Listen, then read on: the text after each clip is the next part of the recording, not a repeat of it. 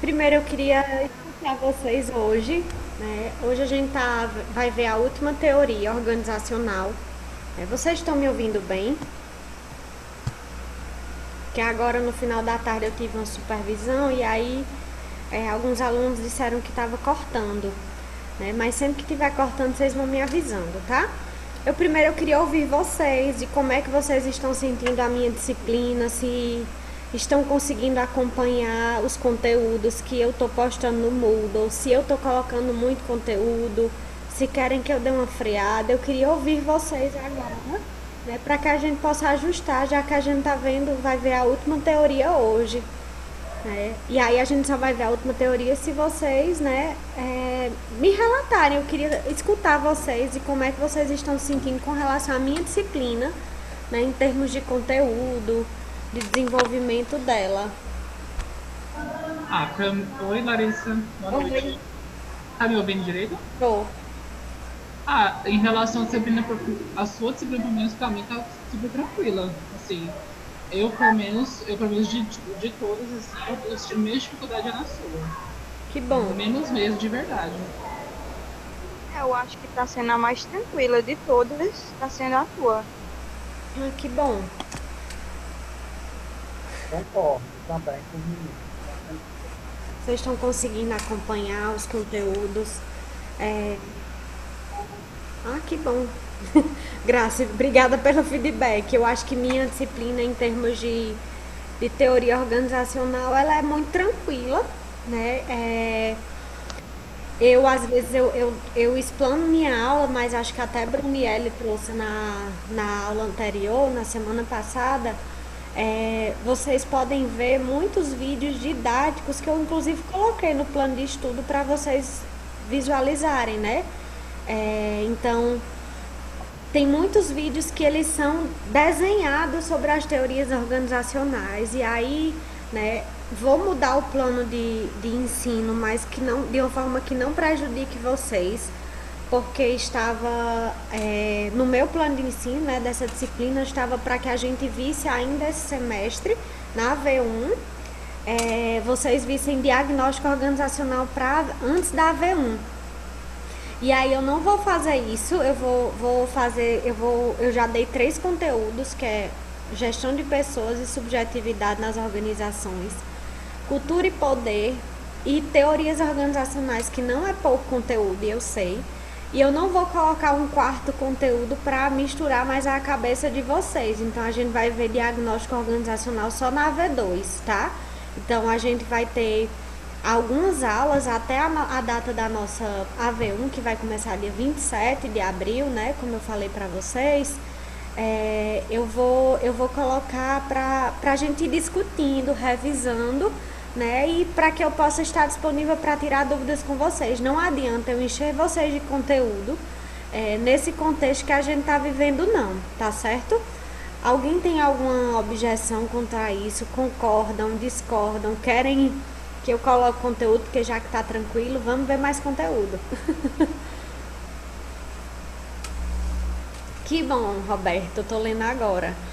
É, fiquem tranquilos mesmo quanto a isso, que eu não quero mais afobar vocês de conteúdo, não. O menos é mais. Eu já disse a vocês isso várias vezes, o menos é mais, né?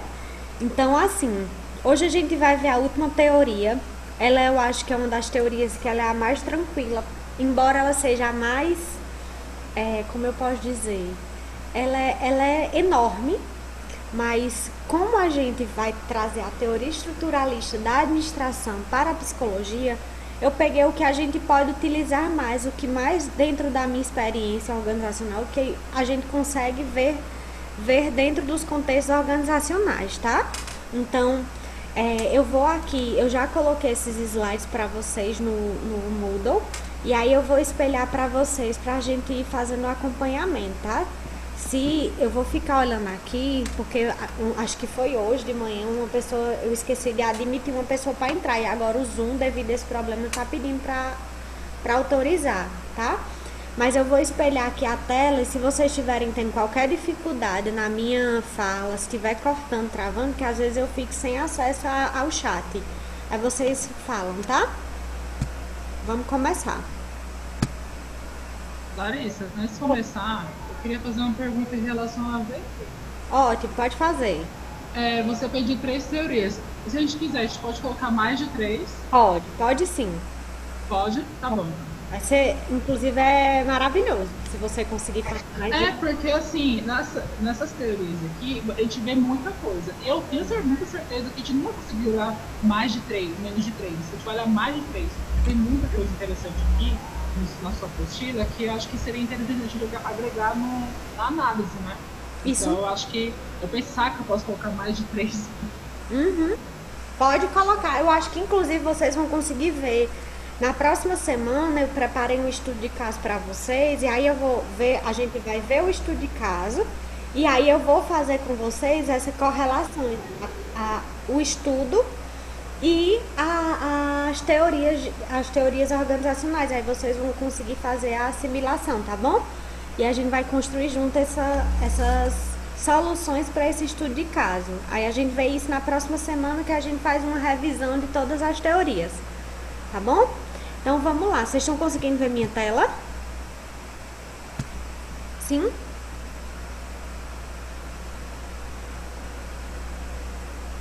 Ótimo.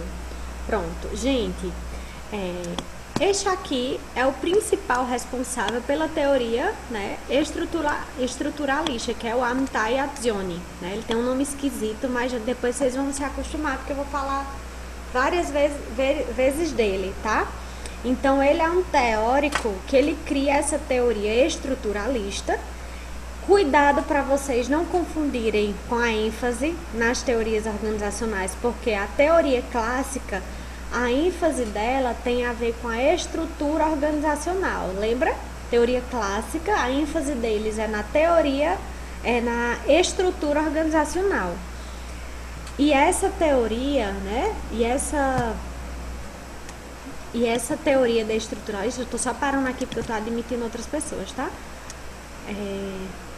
E dentro dessa teoria estruturalista, ele diz que a proposta dele é se preocupar com o todo organizacional e com o relacionamento das partes. O que é que significa? Que isso traz uma abordagem, enquanto a teoria clássica focava na organização, na indústria, né? Então eles tinham a teoria clássica, os anteriores, eles tinham foco para uma única empresa. Inclusive elas foram criadas e elas são muito criticadas porque elas são realizadas dentro de um único contexto empresarial, organizacional, e geralmente são indústrias. E aí o que acontece? A teoria estruturalista, ela vem justamente para propor uma análise das teorias organizacionais que já foram criadas, né, para outros tipos de organização, tá? Então, a ideia dele é fazer com que as teorias organizacionais sejam aplicadas em escolas, em organizações sociais, em escolas públicas, privadas. Então ele traz uma ampliação bem maior sobre a aplicabilidade das teorias organizacionais, tá? Então ele vem fazer, deixa eu tentar passar aqui, ele traz uma análise da teoria clássica, da teoria das relações humanas e da teoria burocrática, tá? Ele pega as três aplicações da teoria clássica, da teoria das relações humanas e da teoria burocrática, e a partir do que eles criaram, do que essas três teorias criaram, né, ele cria a teoria estruturalista. Aí nasce o estruturalismo, tá certo? E essa teoria, e essas teorias, ele pega o que tem de melhor, contrapõe algumas coisas delas, mas ele é como eu estava falando para vocês, acho que na aula anterior. Quando acontece uma situação específica dentro de uma organização, a gente vai utilizar algumas situações para resolver problemas de acordo com uma teoria específica, né? E a gente simplesmente age. Mas a gente age e a gente depois analisa que ela existe um reflexo que foi fundamentado anteriormente por alguma dessas teorias, tá? Então, o estruturalismo, ela nasce da teoria clássica, teoria das relações humanas e teoria burocrática, tá? E aí, qual o foco dela? Vocês vão ver que hoje na aula eu fiz um monte de memes. de memes e de GIFs para poder interagir mais um pouquinho com vocês, tá? Vocês já assistiram esse filme? Né? O filme é Merida, né? Aí é aquela Valente. Ela é muito focada, né? Ela é muito certeira. E aí o que eu quis trazer com isso? Qual o foco dessa teoria? Né? Qual a ênfase que essa teoria traz? Ele propõe o estudo das organizações na sua, né, estrutura interna e na interação com o ambiente. É o que eu estava falando anteriormente. As outras teorias, elas tinham foco para uma organização específica, que eram organizações industriais. A Mitazione pega o que essas teorias fizeram dentro da indústria e aplica em outros tipos de organizações, escolares, como eu falei, ele aplica em organizações penitenciárias, ele faz uma ampliação, né, dessa aplicabilidade para outros tipos de organização. Né? E aí ele faz uma provocação, ele diz assim, toda organização está em constante interação com o meio ambiente, com o ambiente externo. A gente não pode pensar que as pessoas vivem dentro de uma organização fechada. Ela é uma organização que interage externamente, porque inclusive eu, Larissa, eu faço parte de diversas organizações, organização familiar, religiosa, organização de trabalho e por aí vai, tá? Então, dentro dessa organização de trabalho, eu preciso considerar que as pessoas que trabalham na organização, elas têm uma interação com o meio, tá? Esse era o foco dela, pensar a organização internamente em interação com o meio ambiente. Ela precisa estar atenta às mudanças que ocorrem socialmente para que elas possam se atualizar. Porque ele dizia que as teorias que foram criadas, a teoria burocrática, a teoria clássica e das relações humanas, ela tinha uma visão muito limitada ao contexto de trabalho. Era como se os funcionários só vivessem para aquela organização em função daquela empresa, tá? Esse é o foco da teoria estruturalista. E aí, a primeira coisa que ele vai analisar é que ele diz que as organizações têm um conflito de interesses, né? Toda organização vai ter um conflito de interesses. Vai existir conflito de interesse. Lembra que quando a gente estava estudando lá no início do semestre, quando a gente ainda podia fazer ter aula presencial, que eu falava para vocês que o nosso papel enquanto psicólogo é conciliar os interesses entre as pessoas, os trabalhadores e a organização, funcionário, empresa. Eu falei muito para vocês sobre esse papel do psicólogo desde o semestre passado, né? E ele dizia assim, gente, vai ter sempre conflitos de interesse entre pessoas e organização, não dá para negar. Por isso que os conflitos de interesse precisam ser conhecidos e minimizados. Então, a teoria estruturalista, ela busca os problemas, busca os conflitos, para que quando eles fossem identificados, pudessem ser minimizados, porque o que acontece em muitas organizações, gente, tem o conflito, mas eles escondem debaixo do tapete e passa, não querem resolver, né? E isso é um grande problema para as organizações. E aí a Mitazione, ele traz essa ideia de dizer assim, vamos buscar o que é que as pessoas se incomodam, o que é que traz insatisfação, o que é que o empresário quer que o funcionário não dá, o que é que o funcionário quer que o empresário daquela empresa não dá suporte a ele. Vamos conhecer o que é que ambas as partes querem, para que eu possa minimizar esses conflitos, tá? Essa era a ideia dele, inicial, para essa teoria estruturalista. Ficou claro isso?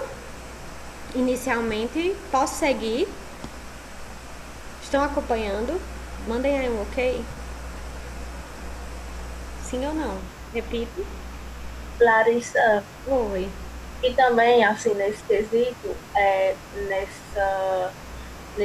de conflito de interesse, eu vejo que em muitas organizações o interesse da empresa ela está sempre acima do interesse do trabalhador. É como se assim, o interesse do trabalhador é sempre minimizado quando colocado em questão com o da empresa. Isso.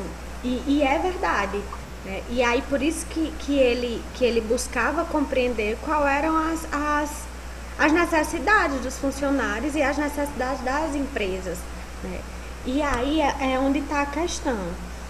Quando, por exemplo, eu coloco para o funcionário o que é que ele quer, o que é que a empresa espera dele, ele pode, né, e aí vamos pensar num contexto bem utópico, ele tem a condição, eu poderia ter a condição de dizer assim, não quero permanecer aqui, porque meu interesse não é esse. Só que a realidade é que a gente tem funcionários e trabalhadores que se permitem, né, se submetem a fazer determinadas coisas dentro da empresa, mesmo sem concordar, porque precisam se manter no trabalho. E aí ele dizia que precisava haver uma minimização, uma sensibilização e uma, como é que a gente chama? Uma negociação de interesses, né? Eu preciso negociar os conflitos dentro da organização, gerir esses conflitos, seria essa a palavra, para que não afetasse tanto quanto afeta outras organizações que colocam embaixo do pano os problemas, tá? Isso acontece demais. Posso passar? Daqui a pouco, gente, acho que a gente vai ter tempo. Hoje pela tarde eu fiz uma discussão bem interessante com meus alunos de estágio, que não estou estagiando, sobre esse Covid-19 e como está impactando na vida do trabalhador, né? Do trabalhador e das empresas. Está todo mundo sendo afetado. Então, depois a gente vai ter um tempo, a gente vai poder discutir de forma bem ampla, porque é importante que vocês compreendam o que está se passando e como isso afeta a nossa vida enquanto trabalhador, tá? E aí, ele dizia que ele analisou o desenvolvimento das organizações. O que isso significa? Como é que uma organização nasce? E aí ele estabeleceu 4 etapas de desenvolvimento da organização, né? E ele dividiu nessas 4 etapas: natureza, trabalho, capital e organização. A gente vai entender cada uma delas. Ele diz assim: essas são as 4 fases de desenvolvimento de uma organização. Primeiro, existe a natureza, né? A natureza está lá, né? Nasce, né? E aí Big Bang, Deus, enfim, as suas teorias, existe a natureza, onde sai a matéria-prima, né? Para as organizações atuais, mas existe a natureza, né? E aí vem o homem com o seu trabalho e muda a natureza, né? Então, o trabalho muda a natureza. Depois, o trabalho começa a ser um valor de troca, né? O trabalho, o homem, muda a natureza. Depois, o trabalho passa a ser um valor de troca, né? Eu vendo a minha remuneração, eu vendo a minha força de trabalho e se torna capital, né? E o capital, a partir dessa troca, né, de valor de trabalho, a mão de obra do homem começa a ser um valor de troca, nascem as organizações, porque aí eles começam a estruturar de que parte da natureza eu posso usufruir, né? Então, esse é um desenvolvimento que ele faz só puramente didático. O desenvolvimento da organização nasce a partir da natureza, que é a matéria-prima, né? O trabalho transforma a natureza, né? O capital, o trabalho se torna um valor de troca, que isso é o capital, é o dinheiro. Eu começo a vender o meu trabalho, né? E as organizações captam esse valor, né? Esse trabalho a partir da natureza. Então, esse é o desenvolvimento da organização, né? Dentro de um contexto, né, mundial mesmo. As organizações nascem a partir da natureza, do trabalho e do capital. É isso que faz com que as organizações existam hoje, tá certo? Isso aqui é uma explicação super didática de como ele compreende o desenvolvimento das organizações. Entenderam essa parte? Posso passar? Sim? O foco da nossa discussão para essa teoria é as características do homem, para um homem ser bem-sucedido. Aí eu queria que vocês vou voltar, tá? Pronto. Deixa eu voltar aqui para repetir sobre o desenvolvimento das organizações. Amitart Zion, ele foi analisar as organizações complexas, né? O que é que significa organização complexa? São as grandes organizações que a gente tem hoje, as multinacionais, né? Quanto mais uma organização tiver pessoas, mais pessoas dentro dessa organização, mais trabalho vai ter, né? E aí ele foi analisar como nascem essas organizações. E as organizações nascem a partir do quê? Primeiro, né? Aí vamos analisar lá, né? Pré-histórico mesmo. Existia só a natureza, né? E aí depois da natureza, né? A natureza mesmo, a planta, a terra, o barro, é o que tem na natureza, é o que está disposto pra gente. Isso é o que tem de matéria-prima. E aí a gente desenvolve, transforma a natureza a partir do nosso trabalho. O trabalho é uma ação, né, humana, que transforma a natureza. Isso é o conceito de trabalho. Trabalho é uma ação que transforma a natureza. Primeiro tem a natureza, depois tem o trabalho. O trabalho, com o passar do tempo, passa a ser valor de troca. Eu troco o meu trabalho por moeda, por um dinheiro, entendeu? E aí, através desse valor de troca, eu começo a vender e a fazer parte de uma organização, né? Inclusive, eu começo a fazer parte de um contexto de trabalho porque eu ganho uma remuneração melhor em determinada organização, porque eu tenho esta competência, que essa competência define, né, que modelo de organização eu faço parte, entendeu? E isso aqui é uma descrição extremamente objetiva dele, para descrever como as organizações elas nascem, como é que nasce e se desenvolve as organizações. A partir da natureza, o trabalho transforma a natureza, o capital do trabalho é o valor de troca, o capitalismo mesmo. A gente não trabalha de graça, ou pelo menos não deveria, tá? E aí, por quê? Porque a gente sempre quer um valor de troca. E aí, por isso, se transforma em organização, porque a gente vende o nosso trabalho para uma organização específica. Ficou claro? Ou seja, organização minha, ou organização que eu sou empregada, tá? Ficou claro, Natalice?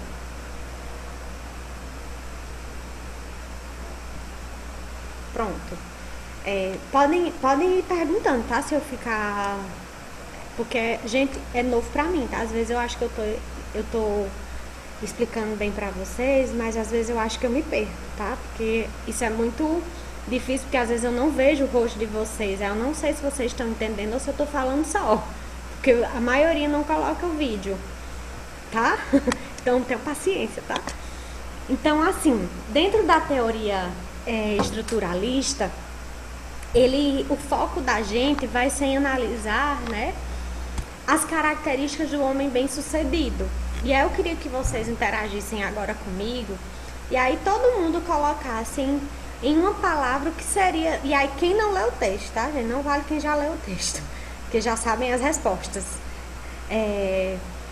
Quais são as características de um homem bem-sucedido? O que é que a gente considera, né? Quais são as características que a gente diz assim, eita, esse homem é bem sucedido? O que é que significa ter sucesso, ou ser bem sucedido? Me coloquem aí em uma palavra.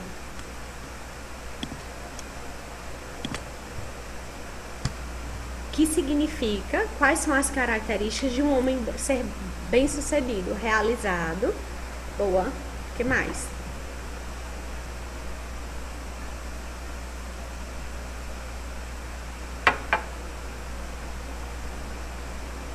Só isso, gente. Só realização.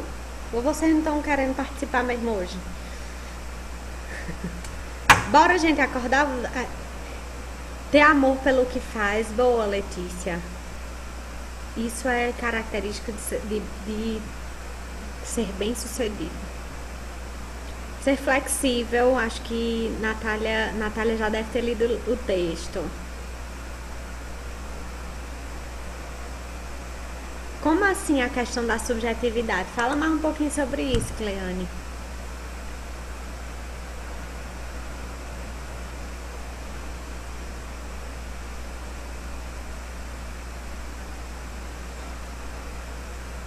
Ter dinheiro.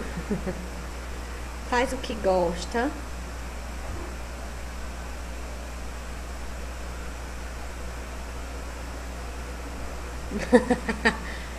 alcança os seus objetivos, busca novas ideias e conhecimentos. Bom, gente, tem muitas coisas que ser inovador, isso são características que nos levam a pessoas bem-sucedidas, né? Adaptável, sim. O que mais?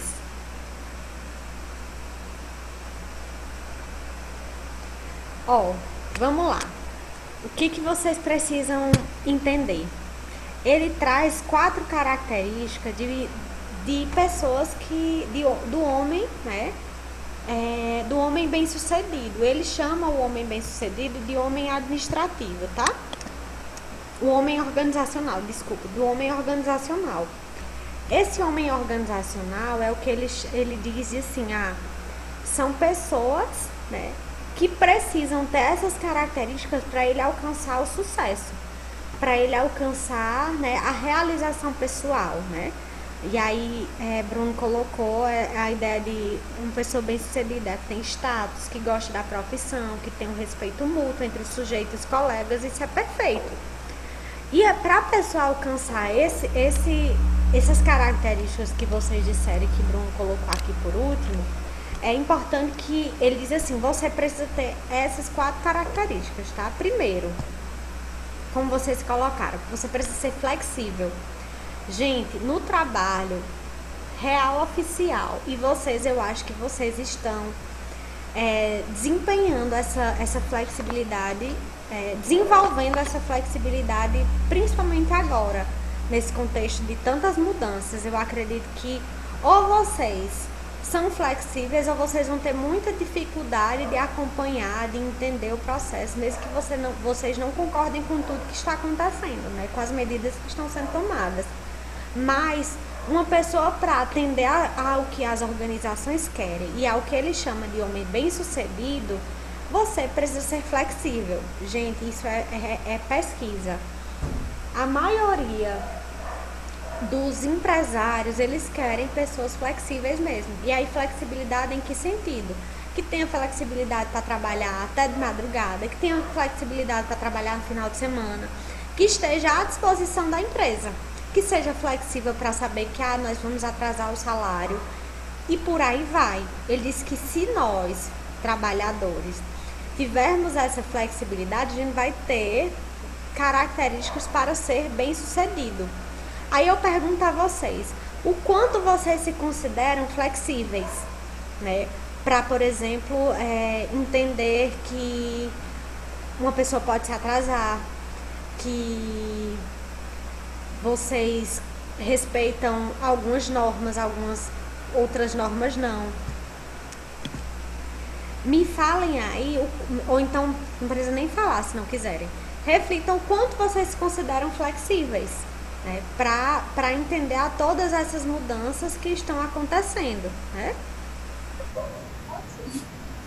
Boa. Aí era onde eu ia chegar, porque ele diz assim, o homem precisa ser flexível para atender ao que a empresa quer. Mas até que ponto o patrão é flexível com o funcionário para entender que ele pode chegar atrasado um dia, para entender que ele precisa levar um filho para uma consulta médica. Do outro lado, será que a gente tem a mesma flexibilidade? Que bom, Roberto.